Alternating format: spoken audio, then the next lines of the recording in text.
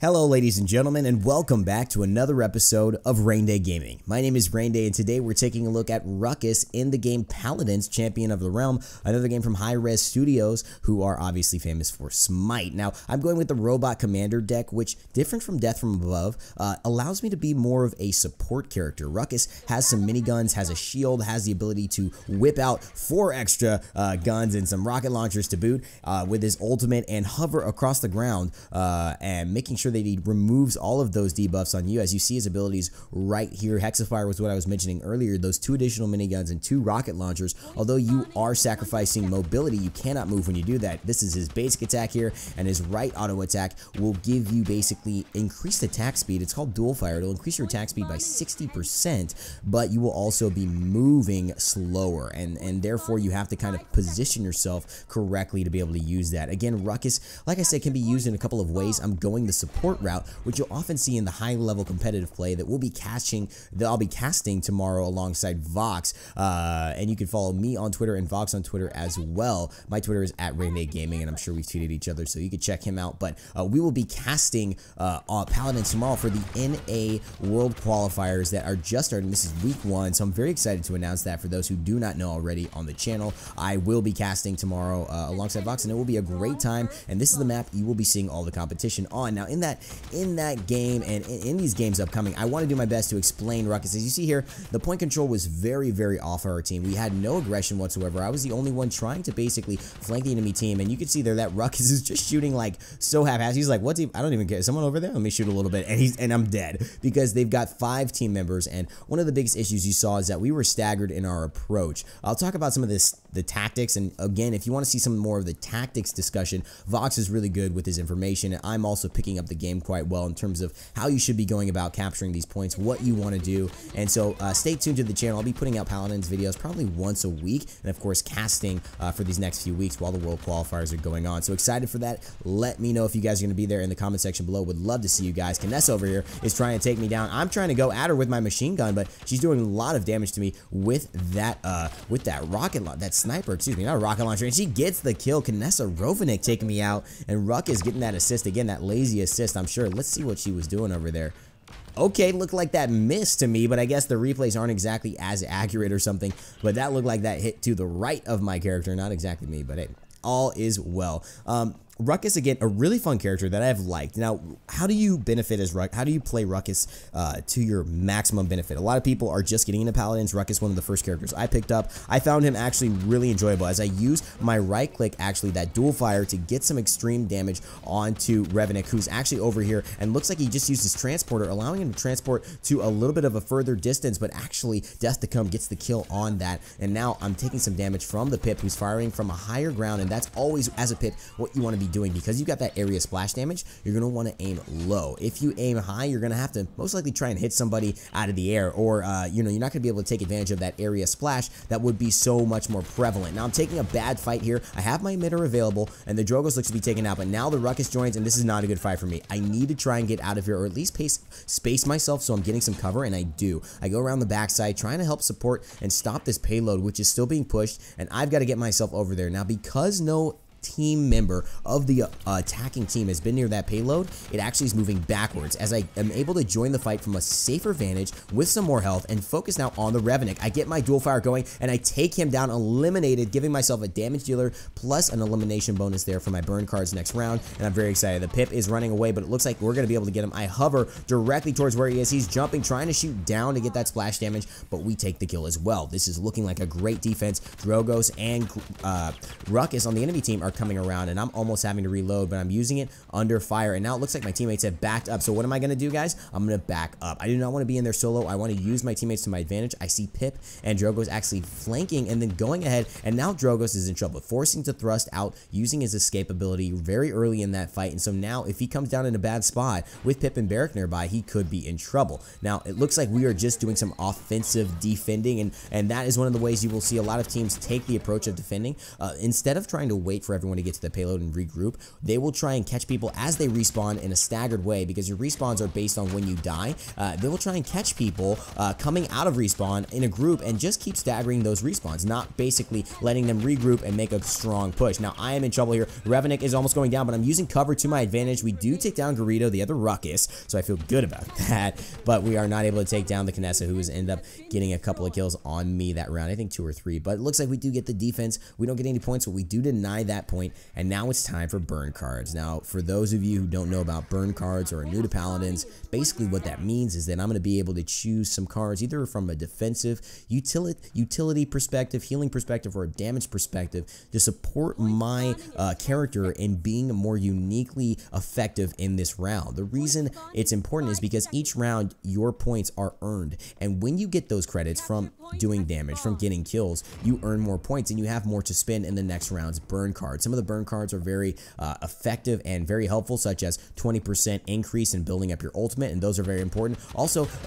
you have some burn cards that are just more of like, let me position better, let me increase my mount speed, or let me increase the ability cooldown on mine by 20%. Let me reduce that. I activate my Hexafire here in a good spot, getting some damage, and now the Ying is forced to retreat. That's a ton of damage on that enemy team. They're all very low, but now I'm taking some serious fire. I want to kill that Ying, but I basically gotten myself in a bad spot. I see the Drogo's coming in, and he gets a easy kill on me. I am static, slowed, using that dual fire, and unfortunately my emitter was down, that shield, and so was my hover. Now, like I was mentioning with Ruckus, there are 2 ways to play him. There's the support way, and then there is the damage way, where you're basically building cards based around Ruckus firing while he's hovering and basically being able to do more damage in the air. Now, I'm flanking here perfectly, and the Rovanik, who I know now is very interested in just sniping and staying in these points where she's got good vantage, I want to go ahead and steep her. Now, she thinks I'm coming and pursuing up that right side, but now I want to go ahead and find her because I know she's retreated. I'm still looking for Rovanik, who's wanting to find that, and now that's a big deal. Our team does not have to deal with a sniper, and I am causing a lot of them to move away from the capture point to pursue me, and that is hopefully going to give our team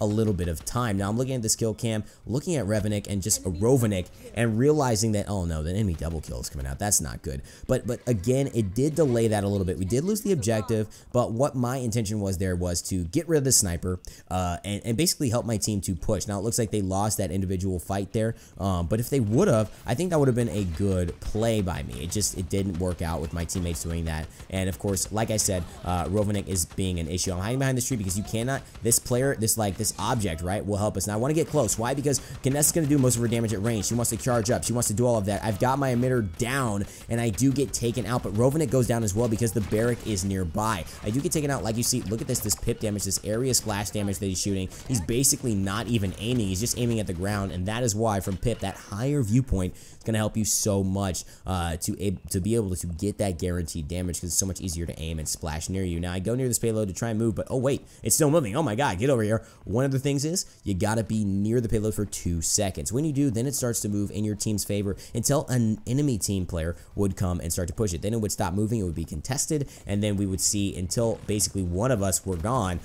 which direction it would be going. Now, it looks like they're still pushing the payload, but I'm going here aggressively trying to stop them and stall them from getting anywhere near it as it's moving back. Ying's illusions are doing some damage to me. I'm at half health, and I want to go back and just heal up because there's no need for me to die again. Now, Rovanik trying to get settled, but again, I'm at an advantage here because I'm very close, but now the Ruckus comes through, and I am no longer at that advantage. I did not expect him to be supporting his teammates like that, and again, the Ruckus comes in, gets that lazy kill, like, let me just kind of miss a lot of my shots, but just shoot right where you're standing, and that should be a kill, and he does kill me. So a lot of deaths so far, a lot of decent plays, and again, we're still losing, but we want to keep this payload from moving, and we want to defend here. Now, that is a big deal. We're right at our gate, and so they only have about 5 meters to go, but this pip is doing a ton of damage. I activate my emitter, which gives me and my teammates a shield, and I have to then, oh my gosh, I get taken out. What I would have needed to do is help my teammates to flank and get on a good spot. If you see that Ruckus and me popping that shield, you guys have an opportunity to take advantage of that. People aren't really going to want to shoot you with your shield on because it's just going to be wasted damage. They know that shield is going to absorb a lot of it. They're going to try and reposition, maybe wait your shield out, and so that's the big issue. I come down here and I'm pushing this, and I know that I've got my ultimate available. I need a good one, and I actually tap into my dual fire, Hexafire. We get a double kill there, and it looks like Rovnik goes down. Now the Ying is in trouble. I know she is running away. There's nowhere to run, though, and I get the double kill onto Ying, and that's another teammate down. We've got 32 seconds. We might actually hold this. The Ruckus is here. Garrido trying to do something, but I've got my emitter in 1 second. Oh, no, I wasn't able to use it. That pip splash damage, so good, but can our pip outsplash their pip? That's what I want to know. Look at this splash damage, man. Pip just doing work on me, and it looks like our Drogos is actually Static Crasher doing a great job, but Akri gets the kill on the Sick Dream. Static Crasher gets the kill on the Chaotic Zulu, and there's only 10 seconds left. We might get this, guys. Garrido is doing his ultimate Hexafire, but the problem is he cannot move during that. I have my emitter available to be activated, and I do not actually use it. The reason you guys might be saying is, why are you not using your ultimate? Well, you know why? Because we didn't need it. Now, here's the thing. Yes, there were moments I could have used it, but notice the amount of credits I have. One of the reasons I didn't buy I used many of my burn cards last round is because I didn't want to waste my credits. I also wanted to see if they stack. And so what I found is that they do stack. You can basically not buy burn cards one round, and then those credits will stay with you, and you can add your next round. So items like Chronos, if you want to build that, which gives you 20% cooldown, that will actually be available to you if you probably stack or have an amazing round. So the idea is, like, I wanted it. I didn't know if I was going to have an amazing round, and so I tried to stack some of my points so that I would easily be at 400 the next round, be able to purchase that card. I ended up being at 554, so I got Master Riding, which gives me increased mount speed so I can get to the point faster, and it gives me that 20% chance of that. Now, I know I'm here taking some fire, and just the Ying, and I see immediately the Kinessa is up there trying to snipe, and I know exactly where I'm going. I want to head over there, but I know that she may be expecting me, and this Drogos is actually out of his thrust. He's got nowhere to go. Now, the Kinessa is sniping me, and I have my emitter available, and I use it right now. So I have that little bit of a shield. It's now on cooldown, and I know Rovnik is in trouble. Kinessa, not a lot of mobility, a ton of damage, and look at this flank, just so good in the positioning. I'm not executing the damage very well, but I just positioning-wise put myself in the position to win the fight. Now, Pip has nothing to do. I activate my Hexafire, and why is that? To secure this point, this moment. He is not going to be able to come near me with that, and all of a sudden I get polymorph, but it bought so much time, and now my team is able to deal with the Ying, and now it's just us against Pip, and you know what I mean? Like, it's hard to be you against the world, but you against Pip, that's pretty easy. All 5 of us basically take 2 of them down, and this could be our first capture point, guys. Using that Hexafire again, not using it last round, using it this round, because we actually can win a point here and capture this and give ourselves a chance at 2 points, and that to me was a big deal. And I want to immediately use my hover to gain some speed and go up towards Rovnik, because he is a big deal. I do not want to deal with this. I do not want to deal with that Kinessa sniping. I'm chasing after where they might have gone. I should have popped into my mount a little quicker, but I wasn't able to. And now, again, I'm chasing the Kinessa. I see where she is, and I'm going there in a moment. I actually want to hop up onto here, and I'm actually going to be able to do that. I have my shield. Also, emitter is active, taking a little bit of my damage as it goes down, and it does go down, but I do get a damage dealer, and it looks like me and Drogos are forcing them back, and they're going to have to run. Our payload is still pushing, by the way, and so this was a good thing. Not only did I get the shield, but because of my build, I'm sharing, I believe it's Warden, the card Warden, I am sharing my emitter effects with my teammates, and so that is a big deal. Not only am I getting an 800 plus shield, oh my god, Drogos, what you doing, man? You trying to hide over here? I see you, buddy. I see you, Dragon. Dragon, I know you got a rocket launcher, but it cannot be that sexy. You cannot be that. Oh man, he's going down there. Oh, he looks to one punch me. He's one punching somebody. I hope he gets it. He looks like he doesn't, and he could be going down, and I do get Chaotic Zulu. Nice try at that one punch Dragon. That would have been a one-hit KO if he would have connected. But again, that was what I was avoiding, using my Hexafire when I was close to death or close to not really using it in a purpose to really help me get an objective. Paladins is an objective game.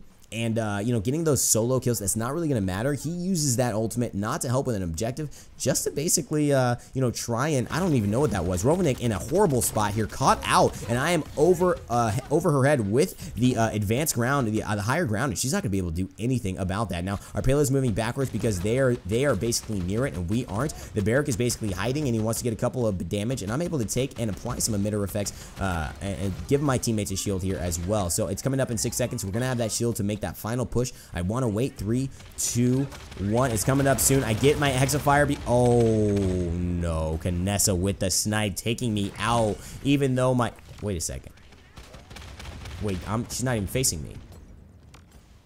Wait, what? That was the kill cam? How does that even make sense? I don't even understand how she got that kill, but All right, Kinessa snipes OP, guys. Everybody play Kinessa, please. You don't even have to look at the character you're sniping. You don't even have to press a shoot button. You don't have to press the left mouse button. You'll get the kill immediately. So I don't know what happened. Maybe it was one of her mines. I got to say that might have been what it was, but wow. Pretty unique about that. Now, they have the upper ground here, but I want to get the Kinessa out of the fight, force her to basically use her close range ability, which is going to do so much less damage. Now I got to get out of here. I've got 7 health out of 2,400, and somehow I make it alive because they have to deal with the payload. I want to capture this, but I do not have enough health to get back in this fight. I'm not going to let them get the points off of me. I want to get this into overtime. I want to be contesting this payload as the time goes off, and I hope we can get it. Gerudo is in trouble. He activates his emitter, that yellow bar over his scoreboard, and now I'm hiding a little bit. Rovnik, you are not going to survive this round, buddy. I know you cannot be standing in my fire, but I am taking focus from Gerudo over there. He does not have very much going on, but I get one punched by the dragon, and it is overtime.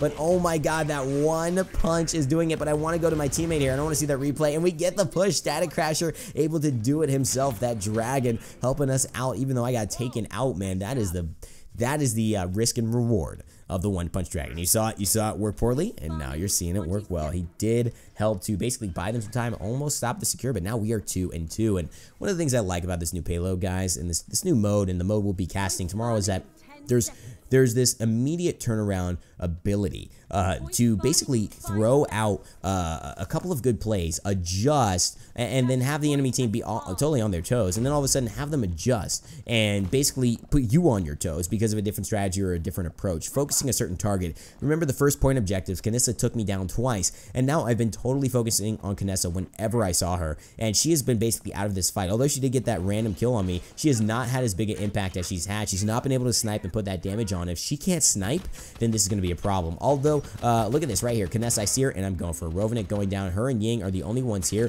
and now they're staggered. So Ying can't do anything by herself. She's got to wait for reinforcements. All the meanwhile, I'm on the point. My teammates aren't on the point, and I'm wondering why, because we need to be helping to push this as much as possible. I have my emitter available, and I use it right now so I can get out with a little bit of life, and I do not want to go in with Drogoz up on the high ground. I don't know why my teammates aren't over here, though, and that is, again, a big issue. When you're not communicating with your teammates, I'm getting this point control, but no one else is. They're flanking and allowing it, but I'm telling people to, I really want people to stand on this point with me. Barrick is moving on and off, and I'm yelling help here because it's like we can move this faster. I believe the more allies you have on it, the faster it moves, and the points increase. So if we would have all just stood there, we would have gotten more points. Now, I do understand they're trying to zone people out, but I think should be at least 2 of us here standing on this point, and that would help it go a little bit faster. So we've got it. We're actually in the lead now in this game, which is great. And it brings me to another point as to why Master Riding is really good. The burn card I've been selecting along with Kronos now, but why Master Riding is really good as, oh man, this Ying is taking me down. That's a lot of, well, not too much damage. Oh, but she's rotated here and she's doing a lot of damage to me now. Oh my god, I'm getting taken out. Please let me get this Ying. Oh my god, she pops her ultimate, and oh my gosh, she's got like 5 health. My goodness, her ultimate was what did it. She popped that ultimate somehow and got the kill as well. That extra damage just did so much to me, and I guess I forced the ultimate out of her in a single engagement, and she wasn't helping to stop the payload, so I guess that was worth it for me. She just got 1 kill, but she had to waste an ultimate, and she had to basically not help her teammates in the payload, so we should have had at least an even advantage there. Now Gerudo just getting caught out by me in a bad spot. I'm looking for the Ying because she was definitely a problem for me, and now I get a double kill onto the Ying. Looking really good for me. I'm excited about this, and now this could be a successful push. We're really close with only a minute 54 left, and now this is one of the hardest choke points. Drogoz goes into his one-punch dragon, but he is not near me or anyone else, and now Chaotic Zulu is in trouble, man. Getting taken out. I'm getting that durable plus 40, and I am putting my emitter on so I can go ahead and apply that not only to my allies, but apply it to myself, and look at that. We are 4-0, and after starting 2-0, 2-0 down, we're now 4-2, and that is a 2-round sweep, and see how quickly you can turn in this game. I'm looking at these burn cards. What do I really want to buy? This maximum health develop looks like a good card. Again, Master Riding, very good. I picked that up no matter what because, again, getting onto the point first can often allow you to just get the better position and just force the enemy team to do something, right? They have to get you off that point in some way, and that may that may force them, especially in these more casual games, to make a mistake. Just come at you haphazard and say, okay, this is our last point. We've got to get onto this point somehow, guys. Let's all run rush. Hey, nobody's rushing behind me. I got to do this. If you guys are going to do it, I'm just going to let them get the point, and bam, they're dead. They're staggering in now, and that's the case. So Pip gets a nice ultimate. He saved that for a good point. I'm hiding behind cover because I can't get hit with that. I pop my emitter immediately and hover to safety. There's no need to fight there. I've got other teammates, and I just provide some fire in the background, and now it's overwhelming. Garrido gets taken down, and now Chaotic Zulu gets taken down. Sick Dreams gets taken down, and Garrido gets taken down again. Rovanik has nowhere to go because of that one-punch dragon, and looks like Kate is the last one standing, but look at that. We've got no allies on the point. I don't understand that, though, guys. Let's capture this, please. Okay, we're getting 3 points at a time, 3 points at a time now, and now we're getting 2 points at a time. So here's the deal. At one ally, I suppose it's 2 points at a time. At 2 allies, it's 3 points at a time, and at 4 allies, it's 5 points at a time. 4 points at a time.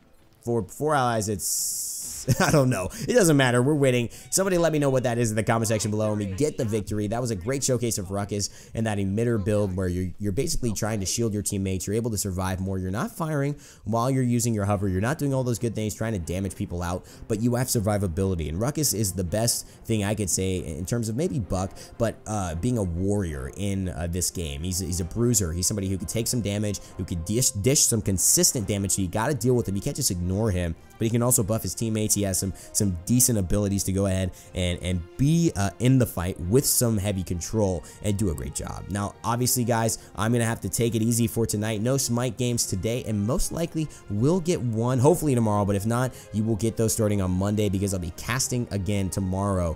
Most of the time, 8, I believe, is the start time, p.m., actually 8 a.m., PST, California, LA time for those who want to join. Check me and Vox casting out for the Paladins World Tournament on Paladins Game, twitch.tv/Paladins Game. And that is going to be a great adventure. I cannot wait to do it. It's going to be awesome casting, and I can't wait to see you guys there. Thank you so much for supporting and being a part of it. And again, if you guys want to support me in any ways, you can check out my sponsor here, this being sponsored and affiliated with audible.com. If you want to get those audiobooks going on, guys, you can get a free one down there, courtesy of me. So go ahead and check that out if you're interested in picking up anything you'd like to read and having that convenience of having it read to you. All right, guys, thanks so much for watching. And as always, guys, remember to never give up, never stop gaming, and I'll see you guys next time.